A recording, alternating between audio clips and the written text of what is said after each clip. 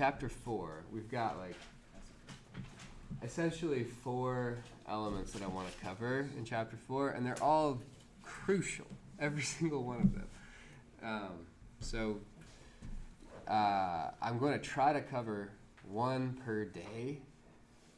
So one Monday, Wednesday, Friday, and then Monday, and then we'll have the exam on Friday, so that they'll all be covered, and we'll move on to the next material. It's tough because there's so much involved with these. I mean, we'll keep using them throughout the term, so it's not like we're just going to like see them for a second and they're going to disappear. But as an introduction, we're going to just have a whirlwind here. So this chapter is on nonlinear and multi-port circuit elements. Thus far, we've considered only one-port linear circuit elements. One-port elements have 2 terminals. So if we've got like a resistor, got a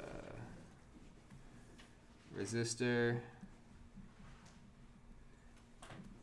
it's got 1 terminal, 2 terminals, right? And we say that this is one port.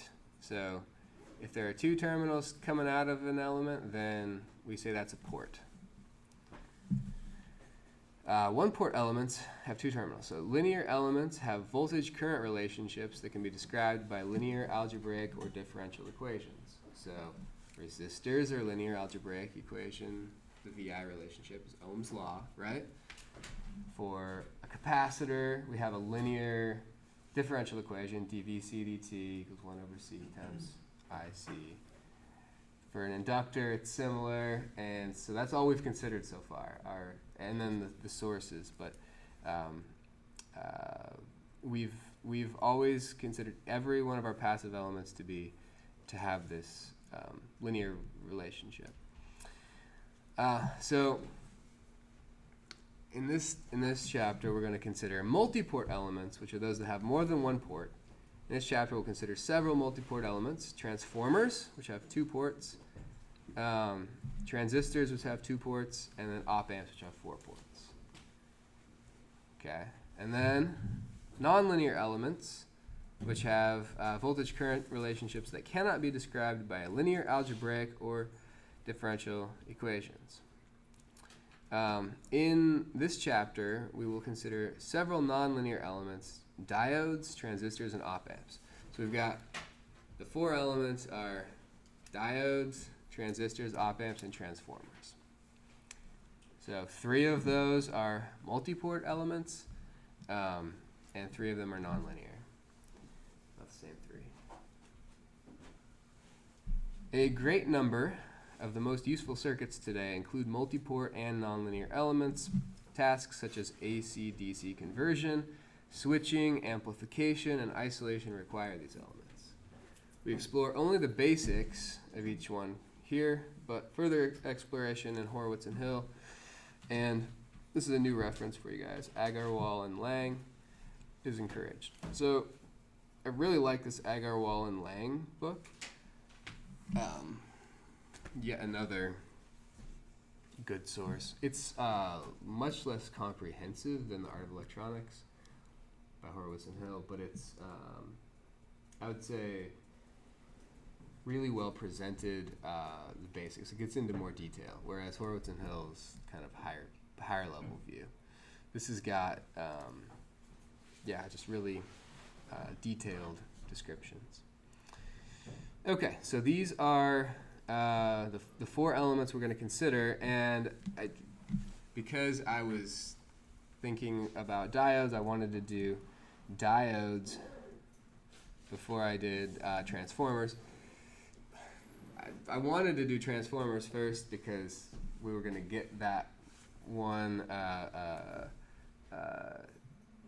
linear element out of the way, because that one's still linear, and then we were going to do all nonlinear. But the diode at 1 a.m. or whatever, I was like, nah, we're just doing diodes tonight, because I was like, I always whip up a transformers lecture, and it just didn't happen in time. So we'll do diodes today, and then on Wednesday we'll do transformers. So diodes are single port nonlinear elements that approximately conduct current in only one direction. So that's like the main sort of conceptual idea of a diode, is that it only conducts current one direction, doesn't conduct current the other way. So we will consider the ubiquitous semiconductor diode varieties, of which the light-emitting diode, the LED, the photodiode for light sensing, the Schottky diode for fast switching, and the Zener diode for voltage regulation are all varieties of the semiconductor diode. In most cases, I didn't say look at the figure, but look at the figure. So these are from left to right, the generic. So this is the main diode symbol we're going to use, and that's our the symbol is an arrow or a triangle pointed in the direction that current can flow in normal circumstances, and then this vertical bar. We say that the voltage drop across the diode is VD, and the current through the diode is ID. Now, I will say, when you are in the lab, you will see actual diodes, and an actual diode, not just the circuit diagram version, looks a little bit like a resistor, but typically they're a little bit more cylindrical, and they have a stripe on them, just one, towards one end, and that corresponds to this bar here. So that's telling you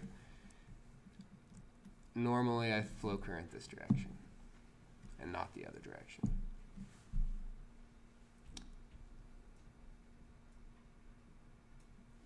Okay, in most cases, we use the diode to conduct current in one direction and block reverse current.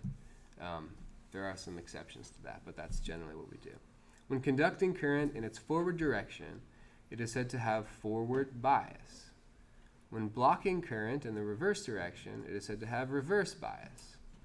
If the reverse breakdown voltage is reached, current will flow in the reverse direction. So if you put a huge voltage, well, it depends on the diode, but say you put some big voltage, so oftentimes it's something that has to be pretty big, so like 50 volts across it this way in the reverse direction. At some point, if you keep increasing this, it's going to start flowing current the other direction. But under, as long as you don't exceed that, it won't. Okay. So that's the reverse breakdown voltage. It's important to check that a circuit design does not subject a diode to its breakdown voltage, except in special cases. For instance, when you're using a Zener diode, you are specifically trying to reach its breakdown voltage in reverse sometimes. So that's, once again, it's the exception. It's not typically what we do. We begin with a nonlinear model of the voltage-current relationship. So let IS be the saturation current, so that's the name of this parameter IS.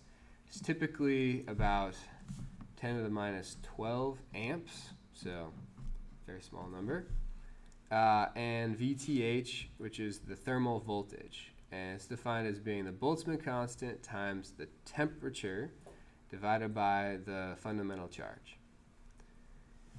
And clearly that's going to depend on what the temperature of the component is, but at room temperature that's about 25 millivolts.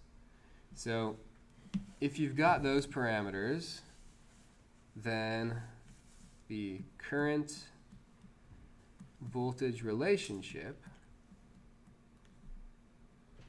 is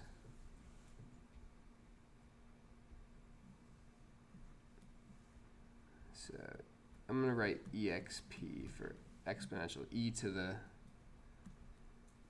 VD divided by VTH, the thermal voltage, and end of the exponential minus 1.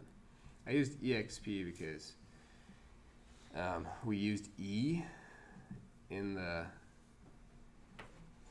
definition of VTH. I just want to make sure that that was clear, that we're not using that. We're overloading E, right? Just got to be careful with it. So this is a nonlinear relationship, right? Very clearly a nonlinear relationship. So there's an exponential function in here, which is not linear. So see figure 4.2 for a plot of this function. And that's this blue line here. So the nonlinear model that we just introduced says, okay, for negative voltage across the diode, so as long as it doesn't get to the breakdown voltage, it's not going to conduct anything. There's no current. So this is voltage, this is current. So for negative voltage, so everything over here, it's not going to conduct anything. In fact, you can go up to about 0.6 in positive voltage before it starts to conduct. And then it starts to conduct rapidly as the voltage across it increases. So the current goes up. So we say that, remember we called everything over here where it's blocking, reverse bias, and everything over here where it's conducting, forward bias. Now this nonlinear model is great.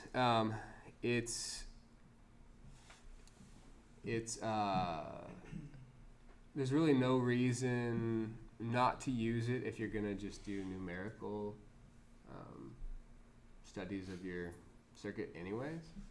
But if we're going to try to solve anything analytically, it's really hard to work with a nonlinear model because we're going to have a differential equation, or potentially have a differential equation for our circuit that is nonlinear. Even if it's algebraic and nonlinear, there's no guarantee that we can solve it in closed form either. So nonlinearity is not our friend. We deal with it a lot of times by approximating it with a linear model, and that's what we're going to do here. That's what I'm going to suggest is a good idea, at least to start with a diode. If you feel like you need a little bit more precise of an analysis, you might need to go to the nonlinear model, but a lot of times you can get away with the linear model. So we'll see how to do that in just a moment, but with the linear model, we're going to need this concept. So an ideal diode is one that is a perfect insulator or open circuit. In other words, no current is flowing for all of the voltages across the diode that are less than 0. So for any negative voltage, it won't conduct anything. And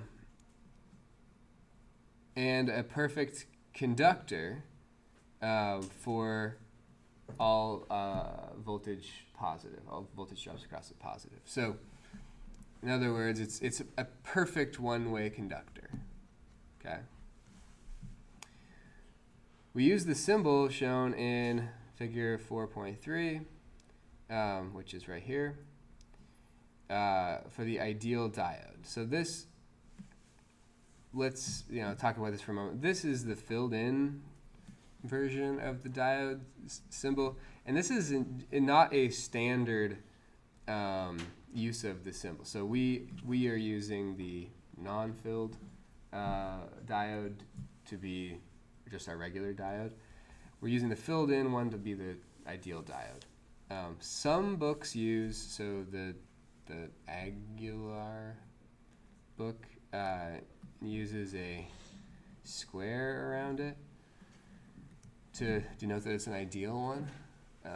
We're just going to use the filled in symbol.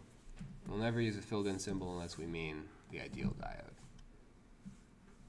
Okay, and if I'm not clear when I draw one, you should be like, is that an ideal diode or is that just a standard diode? Okay, so at times the ideal diode is sufficient to model a diode. Often, however, we prefer a model that's a little bit more accurate, and that is piecewise linear. So we would like it to be linear, but this approximation isn't very good because the approximation that the ideal diode makes is, I'll use green here, is that it won't conduct for all negative voltage, and then it conducts perfectly for all positive voltage. In other words, it becomes an ideal conductor then. But that green line is not that close to the blue line, so we're not going to see a great approximation of behavior. Depending on the situation, that might be okay. So we aren't doing a lot of digital circuits in this class. It's something that I would like to do, but we just don't have time to do everything. So digital circuits will often use, when you do the analysis, you might just use the ideal diode because it's close enough to just differentiate between high-low. We're gonna use a little bit more of a complex model just for because oftentimes we do need a little bit more accuracy or precision with our model. So the piecewise linear model is what we're going to use. So it's shown in figure 4.4.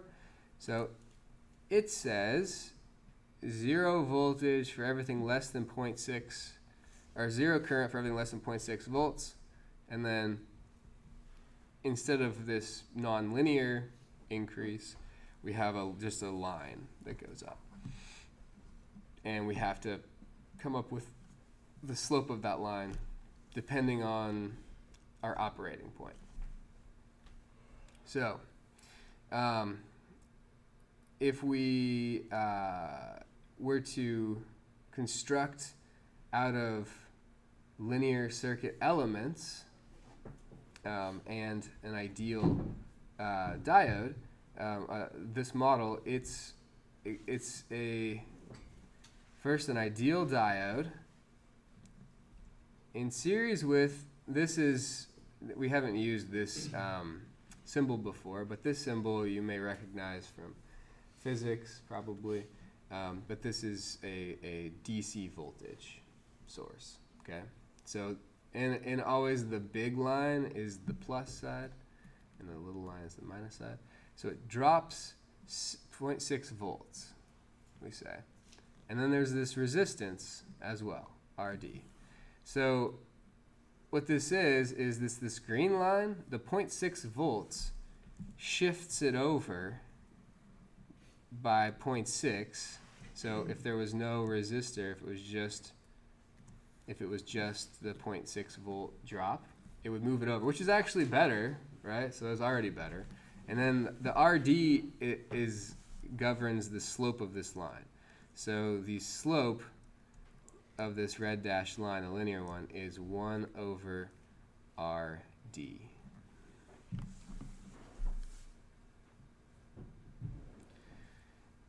So we've got, it's getting better for each approximation, but what's nice about this model is that it's piecewise linear. So in each operating regime, it's a linear circuit. So if the diode is open circuit, everything else is linear. If it's closed circuit, everything else is linear. Okay, and we're going to use that to do analysis. Okay. So the piecewise linear diode model, we can write it in an equation as well. So we've written it in, we've drawn a graph of it. We've shown the circuit diagram for it. And now let's write its current voltage relationship. It's piecewise defined. So it's 0 for diode voltage less than or equal to 0.6 volts. And it is VD minus 0.6 volts divided by RD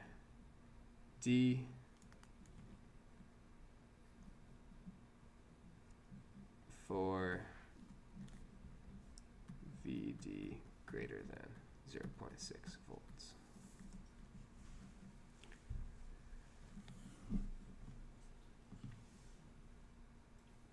So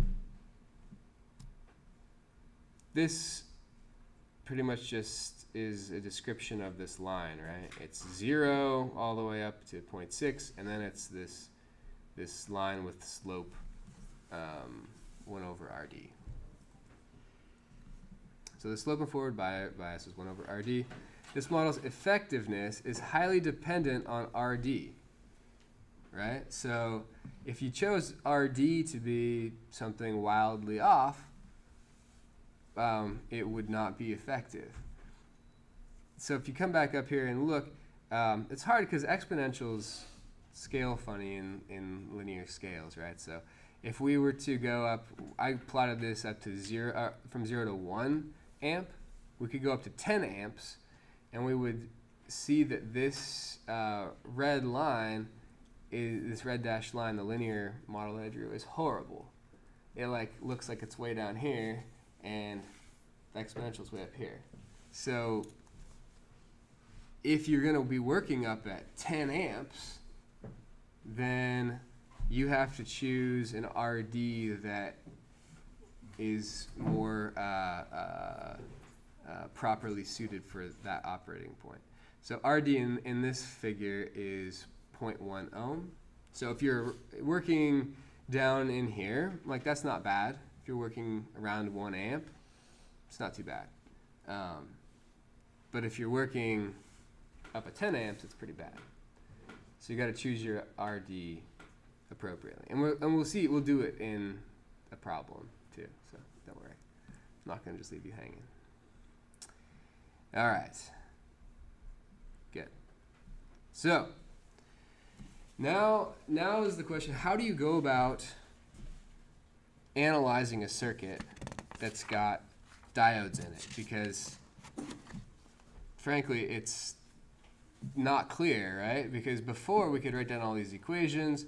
There were no piecewise defined things in our equations before, right? Now we've got piecewise defined stuff. When is the diode on? When is it off?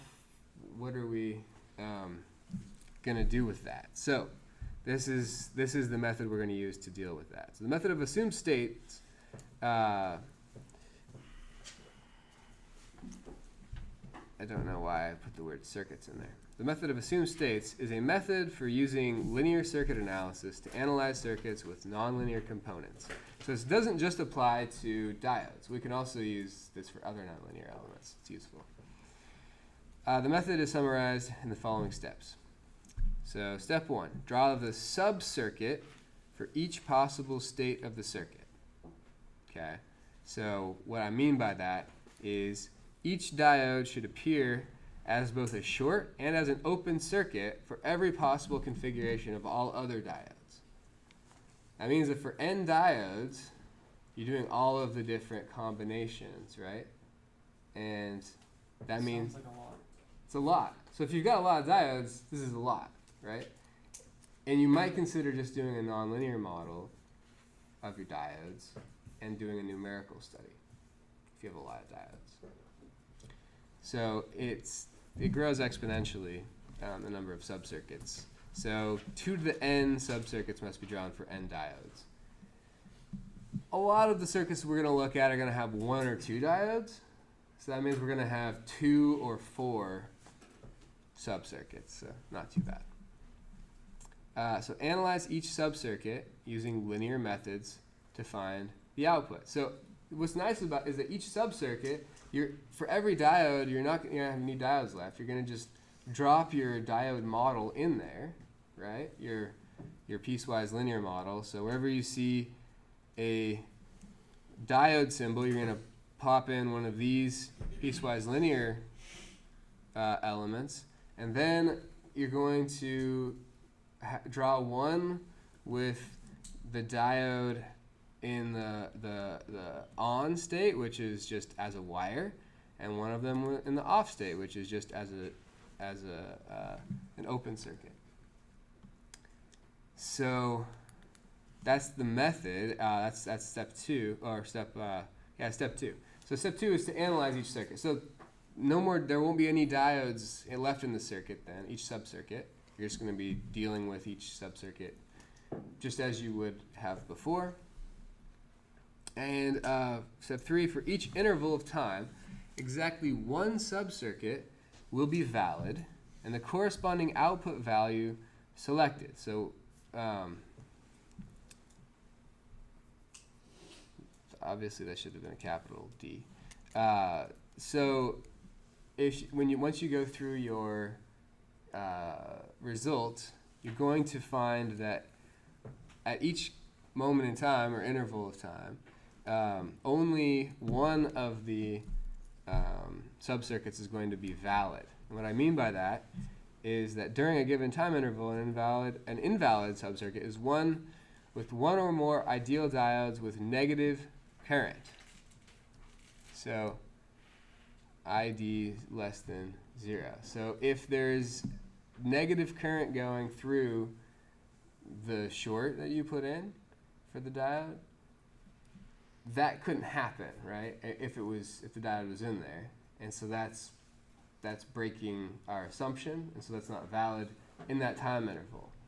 So it is valid when when diode current's positive, but it's not when it's negative.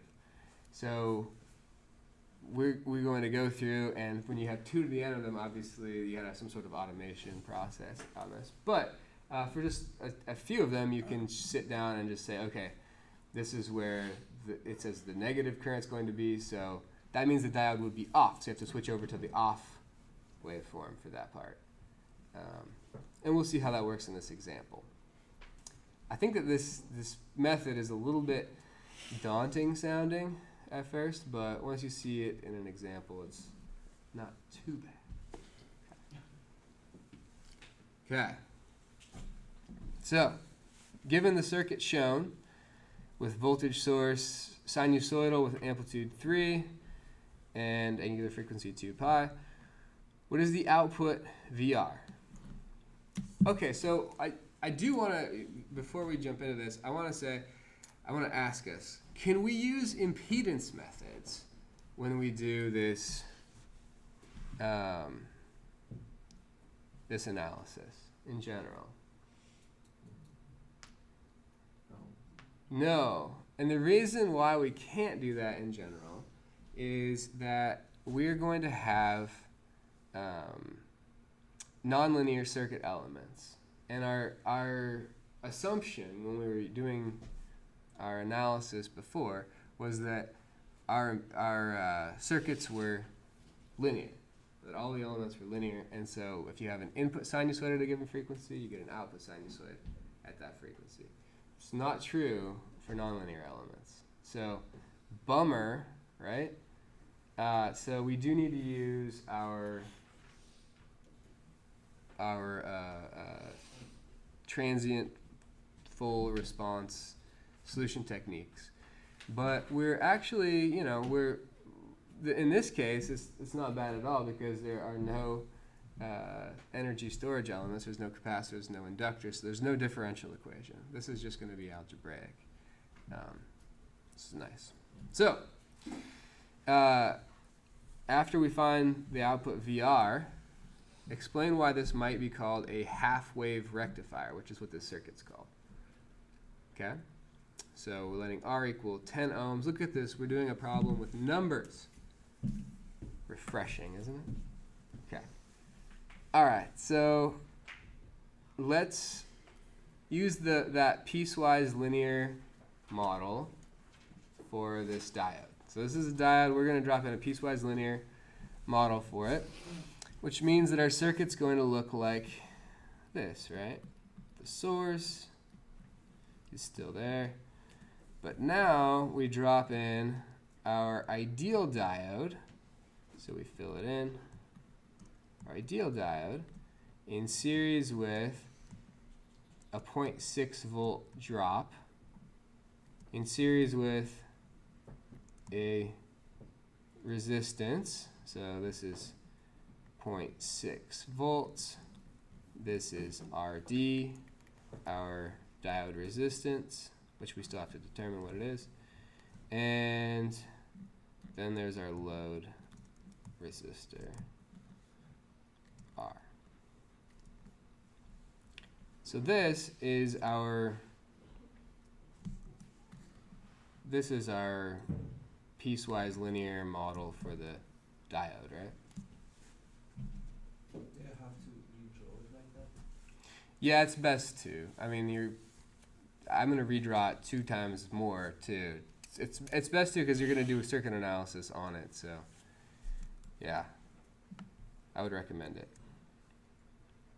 Okay, so let's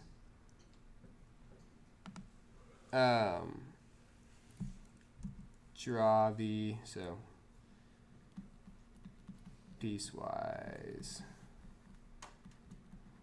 linear model is that. So now let's do the on subcircuit.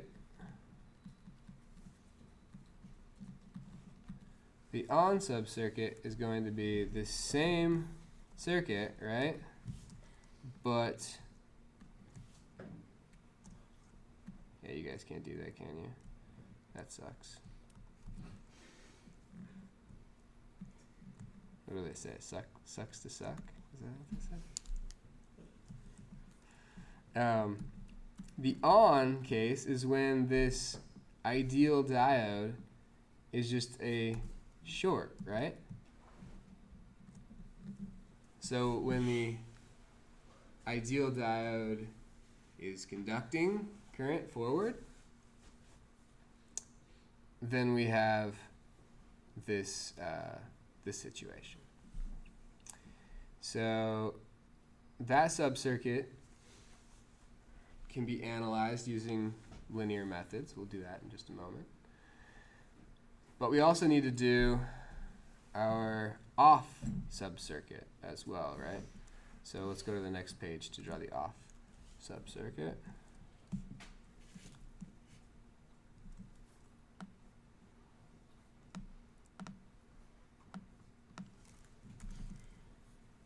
So the off subcircuit is just this one, right?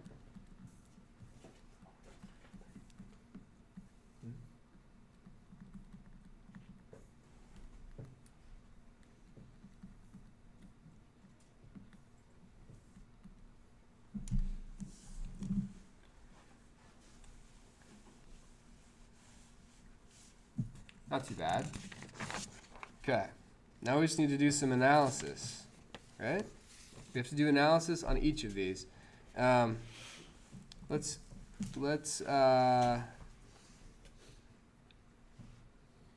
consider the on circuit first. So I guess all of this, if we go back to our 3 steps here, is draw the subcircuit. So this is all step 1, right? 1. Now we're on step 2. So part A will be, so step 2 is analyze. Part A will be analyzing the on subcircuit. So the on subcircuit was back here. And let's think about this for just a moment, what this means. This is a sinusoidal source, right? So it's 3 cosine 2 pi t. And then we have this 0.6 volt drop, which is essentially just a DC offset. We could think of it as being a DC offset to the sinusoid, right? So instead of being centered around 0, it's now centered around negative 0.6. And then it goes across these two resistors in series. And it's a voltage divider. If we consider this voltage to be our input, this is a voltage divider. We're looking for VR. So we can just write down what VR is using the voltage divider rule. So on subcircuit, we can use the voltage divider, which says that VR is equal to R divided by R plus RD times its Vs minus 0.6 volts, right?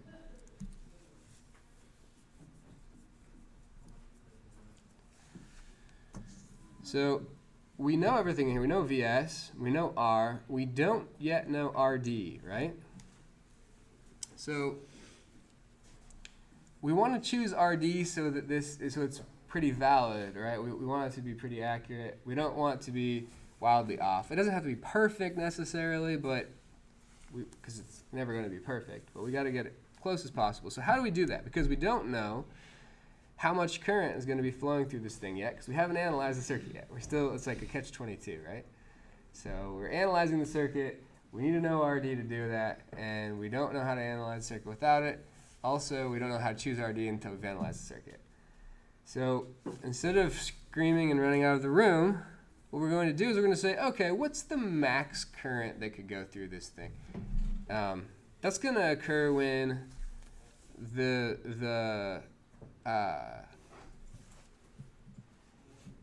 current through this is maximum, right? So the current, we want to know what the maximum current is through the diode. It's going to happen when the maximum current through the resistor occurs, right? And the maximum current through the resistor is related to VR using, so KCL and ohm tell us that ID equals IR equals VR over R, right? So that means that ID is maximum when VR is maximum, right? And VR is going to be maximum when RD is 0, because anytime you add any more RD here, you're going to divide it down more. So the maximum current is going to happen when VR is maximum. So VR max equals, the amplitude is 3, right, of this input. This is going to happen at, so Vs is 3 when it's maximum, minus 0.6 times 1. So 2.4 volts. That's the maximum voltage that we can get across the resistor. So ID max is equal to 2.4 volts divided by R, which in the problem is given as 10 ohms, 0.24 amps.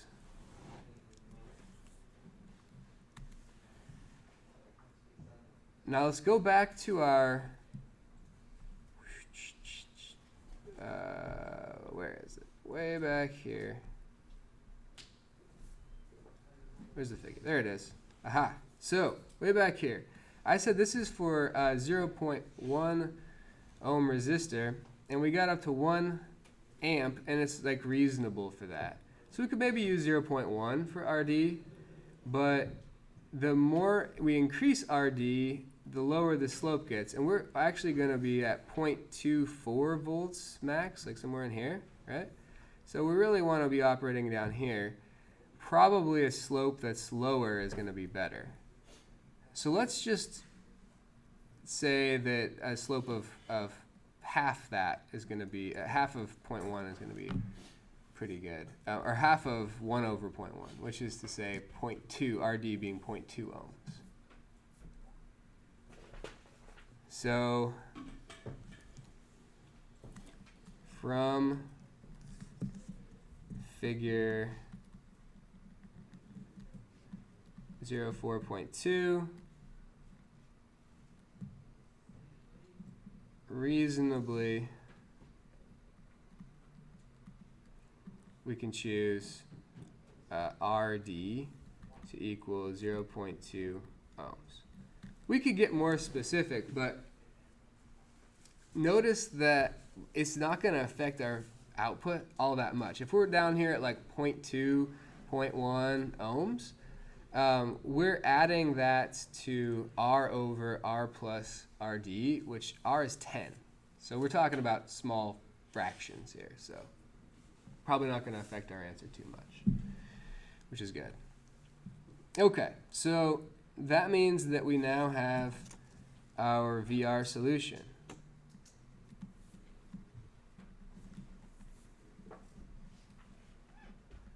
So VR equals 10 over 10 plus 0.2. So that's this equation, right? Times Vs minus 0.6. Vs is 3 cosine 2 pi t minus 0.6, which is approximately, using some rounding, we get 2.94 cosine 2 pi t minus 0.588. So this is the on solution, right? So now we need to do the off solution. But the off solution is really easy because it's an open circuit, so no current can flow. If no current's flowing through this resistor, what's the voltage drop across it? 0. So since IR equals 0, VR equals 0. So that's our off solution.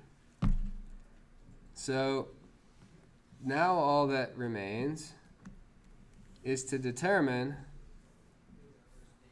when the on solution applies and when the off solution applies. Okay? So we know that the on solution is going to apply when the current running through the diode is positive, and we know the off solution applies when it's negative. And we can write our ID expression as being 0. ID is just VD. ID is equal to IR, right? We did that up here. And so IR is equal to VR over R, which is just plugging in this term and dividing it by R, which is 10, 0.294 cosine 2 pi t minus 0.0588. So what we want to know is whenever this is positive, when ID is greater than 0, the on solution applies. When ID is less than 0, the off solution applies. Okay. So, yeah. I may have missed. Why did it go from like 2.294 to 0.294? It's because we're looking at the current now, and the current is the voltage, which is this, divided by the resistance, which is 10. So all we need to do is determine where this is positive and where it's negative. Yeah. Oh, for RD, is it always going to be equal to 0.2, or is it just in this situation? We determined it was 0.2, or that was reasonable based on the fact that our max current is going to be around 0.24. So we chose it so that this slope is approximately going to give us that value. It's all approximate. Now I just want to finish this because we're really like 2 seconds away from being done. So if you solve for when this happens, so you say ID equals 0, tells us that it equals 0 at time equals plus or minus 0.218 plus or minus a period seconds. And the period in this case is 1 second because the frequency was 2 pi, angular frequency was 2 pi. So that means that our solution is going to be switching back and forth at these key points, right? Each period. And this plot is what that looks like. So for the input being the blue line, 3-volt sinusoid, the output is the red line here, which is switching back and forth between the two solutions. So I also put on the on diode current solution. So whenever the on diode current solution goes negative, we know that we have the off diode solution. Whenever the on diode current solution goes positive, we have the on one, so that's the red line. So it switches back and forth at these key points. Sorry? Sure. So this is notice that there's a DC offset in this now. There wasn't before. There's a DC offset in this, and that's actually this is the principle that is used for AC to DC conversion. But we usually use 4 diodes instead of just 1. This is called the half wave rectifier because it takes half the wave and puts it up in the positive and it cuts off the lower half. To get the full wave, we have to use 4 diodes. And we'll do that. And you guys are going to do that in lab. So. All right. See you Wednesday.